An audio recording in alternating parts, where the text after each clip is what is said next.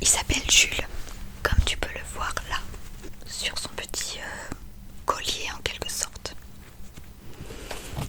Donc c'est un castor. Et il est trop doux.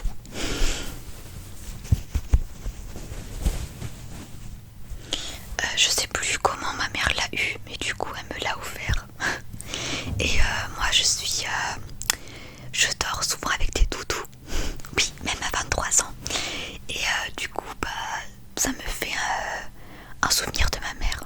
Parce que du coup j'ai un doudou de ma soeur, de mon frère, de mon copain, d'une amie. Mais de ma mère, je n'en avais pas encore.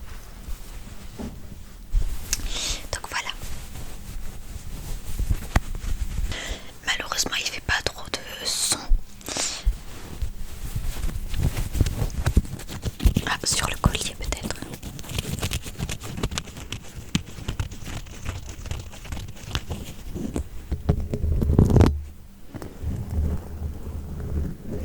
Et du coup, maintenant que j'ai une caméra avec un retour caméra, je vais pouvoir commencer les roleplays.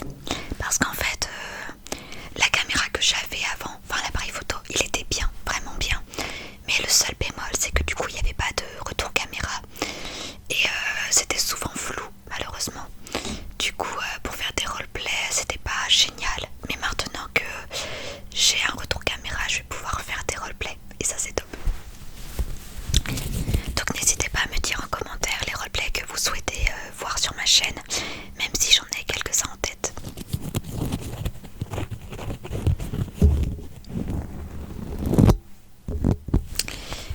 Et donc, sinon, pour reparler de la petite sirène, alors ça fait très longtemps que j'ai pas tourné de vidéo, au moins un mois. Donc je sais plus très bien ce qui s'est passé dans les chapitres précédents. Mais il me semble qu'en gros ça parlait de Vanessa et du prince Eric.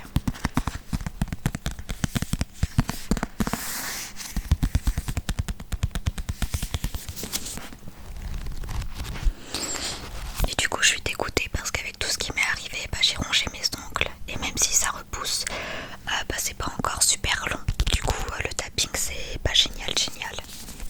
Donc j'ai hâte que mes ongles repoussent.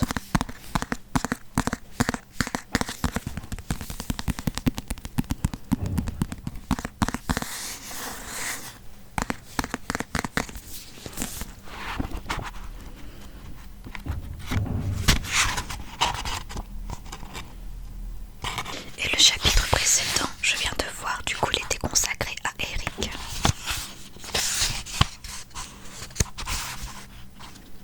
Où en gros, il se rappelle un peu de Ariel, mais il a l'impression que c'est genre un rêve en fait.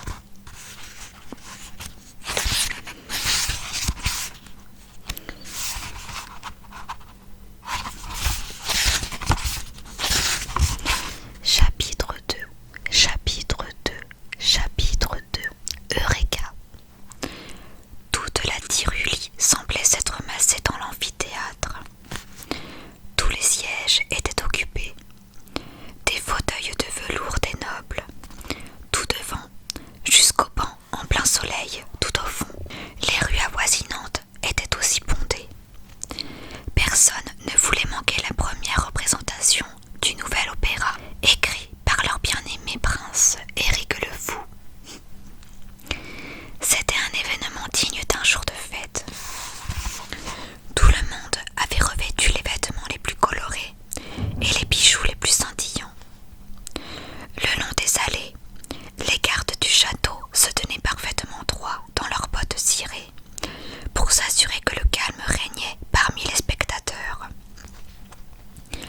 Des vendeurs déambulaient parmi la foule pour proposer le vin blanc froid et pétillant qui faisait la renommée de la Tyrulie, ainsi que de savoureux amuse-bouches. Des tranches de pain surmontées de triangles de fromage et d'huile d'olive. Des cônes en papier remplis de petits calmars frits croustillants. Des brochettes de châtaigne au miel qui brillaient au soleil. Vu d'en haut, ce devait être une fabuleuse mosaïque de mouvements, de couleurs et de fastes. Et ce n'était pas le vieux goéland baptisé Eureka,